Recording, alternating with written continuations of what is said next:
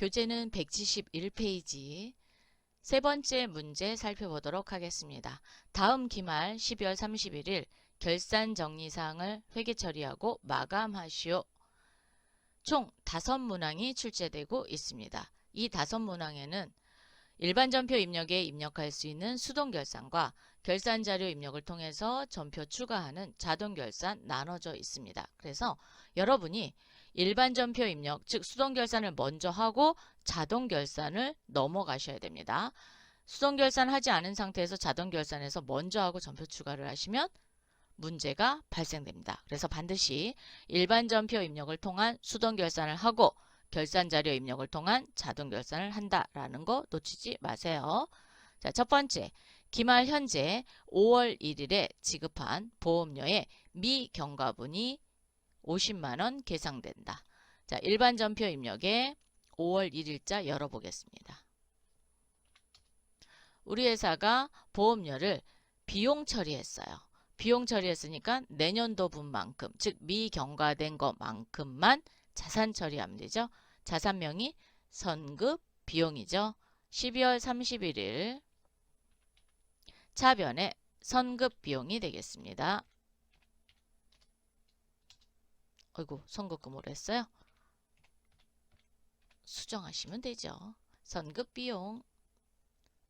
금액은 50만원이 미경과됐다 그랬으니까 50만원만큼만 자산 처리해 주시고, 차변의 보험료입니다. 보험료는 800번대 보험료 오세요.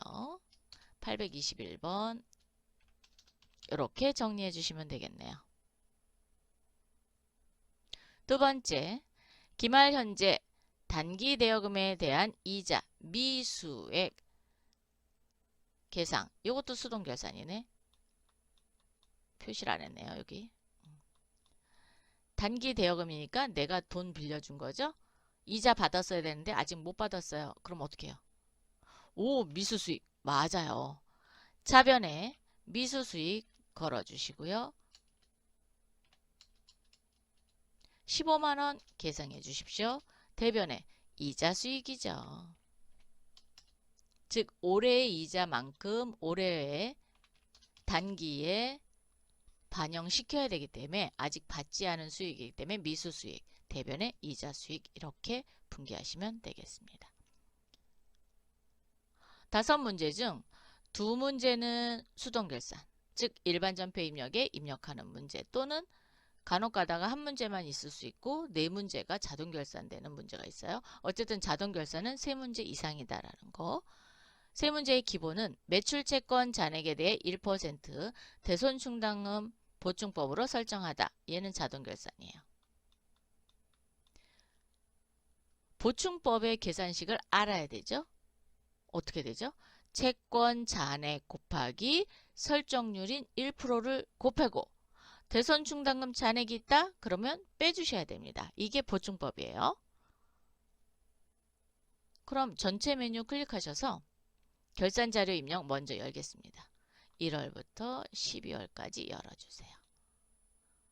상품 매출원가는 입력하지 않습니다. 그냥 확인 눌러주세요. 우리 회사는 상품 매출원가밖에 없어요. 열어놓으시고 너무 확 내리지 마시고 살 내리시면 대손상각의 외상매출금 안에다 이렇게 커져 갖다 놓으세요. 갖다 놓으신 상태에서 전체 메뉴 클릭하셔서 합계잔액 시산표 클릭. 12월 31일로 줘야 합니다. 12월 31일입니다. 유동자산, 당좌자산 밑에 외상매출금 커져 잔액에다 커져 갖다 놓으시고요. 오른쪽 마우스 눌러주세요. 계산기. 여러분이 갖고 있는 계산기로 하셔도 됩니다. 자, 계산기 3억 6,143만 5천원 그대로 끌고 왔죠. 곱하기 설정률은 1%입니다. 0.01. 대손충당금 잔액이 있으면 빼준다 그랬어요. 보충법이기 때문에 잔액 220만원 있네요. 자, 빼기는 S입니다. 220만원. 그랬더니 이번 연도에 충당할 대손충당금은 141만 4,350원입니다. 얘는 복사 기능이 없어요. 그래서 그대로 갑니다. 열려져 있는 상태에서 결산 자료 입력 클릭. 조금 전에 우리가 대손상각 외상매출금란에 커저를 갖다 놓고 왔죠. 여기다 그대로 오타 나지 않도록만 조심해서 입력하시면 되겠습니다. 그래서 141만 4,350원 입력하셨죠? 네. 근데 매출채권, 외상매출금만 매출채권 아니죠. 받으러옴도 매출채권입니다. 받으러옴 하나 더 가겠습니다. 합계잔액산표 받으러옴 란에 커저 갖다 놓으시고 계산기 1억 9천 곱하기 0.01 충당금 잔액이 80만원 있습니다. S 눌러서 80만원 그랬더니 110만원 설정하래요. 요거 그대로 놓으시고 결산자료 입력 오셔서 그렇죠. 외상매출금 바로 밑에 있는 받으러옴란에 110만원 입력합니다. 계산기 다 썼으면 종료 버튼 눌러주시고 3번에 대한 대손충당금 설정했습니다. 4번 모든 비유동 자산에 대하여 감가상각비를 계상하다. 모든 비유동 자산은 유형자산도 있고 무형자산도 있습니다. 그래서 유형자산하고 무형자산도 꼭 확인하시기 바랍니다. 전체 메뉴 고정자산 등록에 원가 경비별 감가상각 명세서가 되겠습니다. 클릭. 무형자산 탭으로 오세요. 총괄. 이거를 하나하나 하지 마시고 무형자산 총괄로. 그러면 계정 과목별로 상각비가 선정이 됩니다. 조회. 건물, 차량 운반구, 비품이 있는데 우리가 필요한 거는 올해. 즉 2023년도 상각비입니다. 그래서 단기 상각비 이 부분이 필요한 거예요. 쉽게 컨트롤 C 하겠습니다. 건물 500만원이래요. 컨트롤 C 하셔서 결산자료 입력에 대손상각 바로 위에 있는 감가상각비 건물란에 컨트롤 V 합니다. 그러면 잘못 쓰려고 이렇게 오타 나지 않도록 조심해야 되는데 복사에다 그냥 갖다 놓으니까 제대로 입력이 되겠죠. 이번에는 차량 운반구 가겠습니다. 차량 운반구 116만 5,083원이네요. 컨트롤 C 결산자료 입력 차량 운반구란에 컨트롤 V 비품도 갖다 놓으십시오. 자, 원가 경비별 감가상각 명세서 비품 컨트롤 C 결산자료 입력 비품란에 컨트롤 V 해서 건물, 차량 운반구, 비품 다 했죠? 그 다음에 모든이라고 했으니까 그렇죠. 무형자산이 있는지를 꼭 확인하셔야 됩니다. 원가 경비별 감가상각 명세서 클릭 무형자산 총괄 탭에서 조회 없습니다. 없으면 입력 안 하셔도 됩니다. 되셨어요? 그러면 4번까지도 자동 결산했고요. 5번 기말상품 재고액을 입력하고 결산 처리하다. 단 재고평가는 선입선출법으로 한다. 얘도 이제 자동 결산할 거예요. 우리가 기말 재고액이 얼마인지 알 수가 없죠. 그래서 컴퓨터가 알아서 계산해 줄 겁니다. 자, 메뉴바 열으셔서 물류관리로 오세요. 재고자산 수불부입니다. 마구 엔터 해주세요. 마구 엔터 해주는 이유는 우리 회사가 보유하고 있는 모든 재고자산을 다 보여줘야 됩니다. 그리고 이 부분에 대해서 한꺼번에 마감을 할 거예요. 기능 모음을 열어서 평가 방법을 한번 살펴보겠습니다. 원래 프로그램에서 선입선출법으로 자동으로 세팅이 되어 있어요. 그래도 한번 확인해 주시는 건 좋은 방법입니다. 그래서 상품이 선입선출법으로 되어 있는지 확인하고 적용 누르시면 이제 마감에 세팅되는 부분이 선입선출법으로 자동으로 세팅이 됩니다. 이 부분 건들지 마세요. 건드실 거는 그렇죠. 상단에 마감을 어떤 걸 선택할 거냐. 일괄 마감을 선택해 주시면 우리 회사가 갖고 있는 모든 상품에 대해서 다 마감이 됩니다. 일괄 마감. 요것만 클릭하세요. 요것만. 그리고 확인. 그러면 선의선출법으로 이제 마감이 몽땅 다 처리가 됐고요.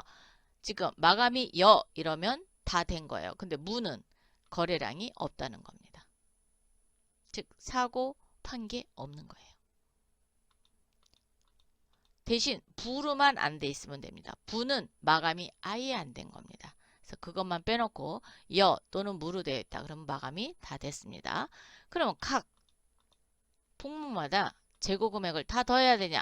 그렇지 않습니다. 전체 메뉴 클릭하셔서 재고관리에 재고자산 명세서 클릭. 재고자산 명세서는 마감이 되어야지만 보여지고 있습니다. 12월 엔터. 그렇게 되면 자산별 합계금액이 나옵니다. 자산별 합계금액은 여기요. 2억 2,780만 원이 기말상품 재고액이 되겠습니다. 자, 컨트롤 C. 결산자료 입력 클릭. 맨 위로 올리세요. 그러면 10번란에 기말상품 재고액이 있습니다. 컨트롤 V. 여기서 끝이 아니죠. 전표 추가하셔야죠. 네, 반드시 상단에 전표 추가 클릭. 예. 확인. 그리고 여러분이 놓치는 부분이 일반 전표 입력에 오셔서 반드시 조회 버튼을 눌러 주십시오. 조회 버튼을 눌러서 상품 매출원가가 있는지, 감가상각비가 있는지, 대손상각비가 있는지를 꼭 확인하셔야 됩니다. 채점은 일반 전표 여기서 채점합니다. 즉 결산자료 입력에 입력해 놓고 전표 추가를 안 하게 되면 세 문제가 틀리게 됩니다. 이 세 문제가 비중이 상당히 크죠. 보통 4점씩 되거든요. 4점씩 되면 3개가 전표 추가 안 함으로 인해서 12점이 그냥 없어집니다. 그렇기 때문에 조심해야 될 것은 결산자료 입력을 통해서 전표 추가한 후 반드시 일반 전표 입력에 오셔서 확인한다라는 거예요. 이 부분을 꼭 확인하시기 바랍니다. 그냥 조회 버튼만 눌러서 들어와 있는지만 확인하시면 돼요. 이번에는 마감하겠습니다. 전체 메뉴 클릭. 회계 모듈로 오셔서 손익계산서 12월. 하단에 단기순이익 2억 6,757만 4,567원. 전체 메뉴 이익잉여금 처분계산서. 아니요 하셔도 되고요. 예 하셔도 상관없습니다. 그러면 단기순이익이 자동으로 불러옵니다. 되셨어요? 전표 추가. 여기에서 이제 손익 대체 붕괴를 일으켜야 재무상태표를 조회했을 때 에러 메시지가 뜨지 않습니다. 전표 추가. 그리고 일반 전표에 오셔서 조회 버튼을 눌러보면 이렇게 손익 대체 붕괴가 일어난 걸 볼 수 있습니다. 그리고 잉여금 대체 붕괴도 일어났어요. 이렇게 되고 전체 메뉴 클릭한 후 재무상태표를 클릭하시면 에러 메시지가 뜨지 않습니다. 여기에서 에러 메시지 떴다고 해서 틀렸다? 그렇게는 볼 수 없습니다. 틀린 건 아니지만 그래도 에러 메시지가 뜨면 불안하잖아요. 그래서 손익계산서, 이익잉여금 처분계산서 가서 전표 추가, 그리고 재무상태표를 열어보시면 에러 메시지가 뜨지 않습니다. 이렇게 해서 마감을 완료했습니다. 네 번째 문제입니다. 다음 사항을 조회하여 번호 순서대로 단답형 답안에 등록하시오. 자, 단답형 답안에 등록을 하실 때는 반드시 숫자로만 기록을 하시고요. 컴마라든가 또는 한글로 원, 돈 표시, 달러 표시 이런 거 하시면 안 됩니다. 근데 만약에 답을 구했는데 이 답이 마이너스다. 그러면 마이너스 부호 써주셔야 돼요. 즉 문제에 따라서 마이너스를 부호를 쓸 거냐 안 쓸 거냐를 정하면 돼요. 그래서 양수로 표현하라. 그러면 마이너스 안 하는 거고요. 만약에 그대로 표현을 해야 된다. 그러면 마이너스 하시면 됩니다. 근데 전산회계 운영사 상급에서는 마이너스로 나오는 문제를 거의 보지는 못한 것 같아요. 네. 대신 소수점은 사용하셔도 됩니다. 소수점 뭐 2자리까지 구하라. 그러면 점 2자리까지 구하시면 되겠죠. 네. 그럴 때 외에는 다 숫자만 기록하시기 바랍니다. 총 7문항이 출제되고 있습니다. 자, 첫 번째 문항 가겠습니다. 1월 1일부터 4월 30일까지 현금 지출액은 얼마인가? 어디 가서 볼까요? 현금 출납장? 네, 현금 출납장 가서 보셔도 되고, 학계잔액 시산표 가셔서 보도 되고, 일월계표 가서 보셔도 되고, 어디든 가서 보셔도 됩니다. 그럼 학계잔액 시산표 볼까요? 자, 전체 메뉴 열려있는 것 모두 닫게 하겠습니다. 전표 입력장부에 학계잔액 시산표 또는 결산 재무제표 원에 있습니다. 4월 30으로 조회하셔야 돼요. 조회. 지출액은 얼마입니까? 그러니까 대변에 나간 금액을 입력하면 되겠죠? 그래서 2억 2,487만 4천원입니다. 정말 맞는지 현금 출납장 또 한번 볼게요. 현금 출납장 여기 있네요. 1월 1일부터 4월 30 출금 쪽 보시면 됩니다. 자, 출금에 원래 전기 2월은 없죠. 그래서 쭉 내려오셔서 누계 보시면 됩니다. 2억 2,487만 4천원. 이렇게 해서 현금 지출액 살펴봤고요. 두 번째, 1월 1일부터 5월 30일까지 태평유통의 외상매입금 발생 총액은 얼마인가? 거래처에 대한 외상매출금 발생 총액입니다. 발생은 대변을 보시면 됩니다. 거래처 원장밖에 볼 데가 없어요. 자, 전체 메뉴 전표 입력 장부의 거래처 원장입니다. 1월 1일부터 5월 30까지입니다. 31일로 하시면 안 돼요. 30 계정 과목은 외상 매입금이죠. 외상이라고 쳐보겠습니다. 근데 여러분이 이렇게 하다 보면은 계정 과목이 눈에 자꾸 익히실 거예요. 그러면 코드 아시면 코드로 입력하셔도 됩니다. 거래처는 태평유통이죠. 태평유통 이렇게 선택하셔도 되고요. 그냥 마구 엔터 하셔서 태평유통 열으셔도 됩니다. 발생 총액은 얼마입니까? 그랬으니까 요 대변 금액이 되겠죠. 3,057만 5천원이 되겠습니다. 세 번째, 1월 1일부터 6월 30일까지 보통예금 입금 총액은 얼마입니까? 라고 물어봤어요. 입금 총액입니다. 입금은 차변에 들어오겠죠? 자산이니까. 네. 어디 가서 볼까요? 뭐 학계잔액시산표, 계정별 원장, 일월계표 다 가도 돼요. 근데 저는 일월계표 이거 보는 것도 좋고요. 1월 1일부터 그랬으니까 학계잔액시산표도 가능합니다. 자, 학계잔액시산표 열려 있으니까 여기서 볼게요. 6월 30으로 조회해 주시고요.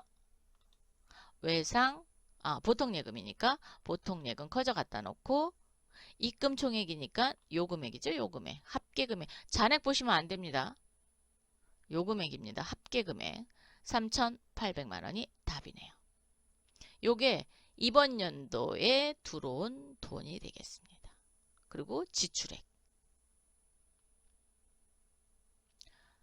4번 6월 30일 현재 받으러옴의 잔액은 얼마인가? 라고 했어요. 지금 열려져 있는 합계잔액시산표에서 받으러옴 잔액 볼게요. 받으러옴의 잔액입니다. 6천만 원이네요.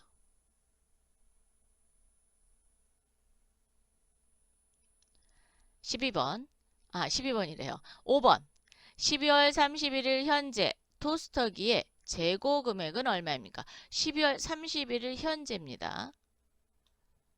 그러면 우리가 12월에 마감이 되어 있어요. 마감이 되어 있기 때문에 재고자산 명세서를 열어볼 수 있습니다. 자, 메뉴바에 물류관리, 재고자산 명세서 12월로 마감이 되어 있으면 보인다 그랬어요. 코드는 토스터기입니다.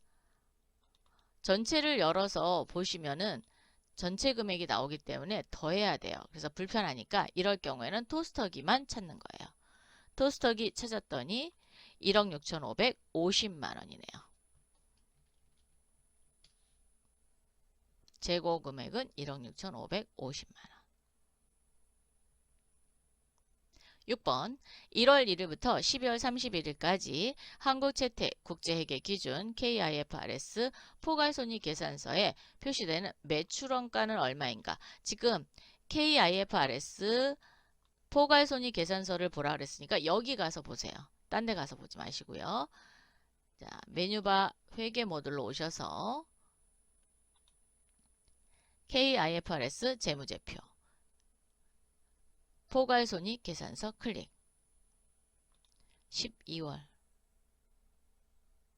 매출원가는 얼마입니까? 그랬으니까 요 금액입니다. 11억 3,530만 원이 되겠네요. 11억입니다. 이거 손익계산서 가서 봐도 되지 않아요? 보셔도 되기는 합니다. 그런데 KIFRS 계정 과목과 일반 기업회계 기준의 계정 과목이 서로 다른 부분이 있고요. 또 표시되는 부분이 좀 다르게 나올 수 있어요. 그래서 들수는 한 문제에서 제시되는 부분에 오셔서 보시는 걸 추천드리고 있습니다.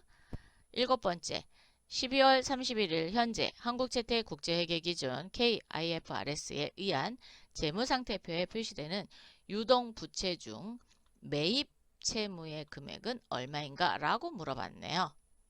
자, 전체 메뉴 KIFRS 재무상태표 클릭. 12월 유동부채 가겠습니다. 유동부채 매입채무. 매입채무는 외상매입금과 지급어음이죠. 이 두 개를 더하시면 됩니다. 자, 그러면 외상매입금에 오른쪽 마우스 눌러서 계산기 누르세요. 눌러주셨나요?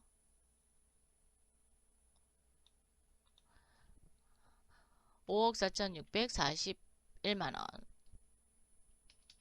더하기 1억 3,800만 원 그랬더니 6억 8,441만 원이네요. 이렇게 더하시면 되겠습니다.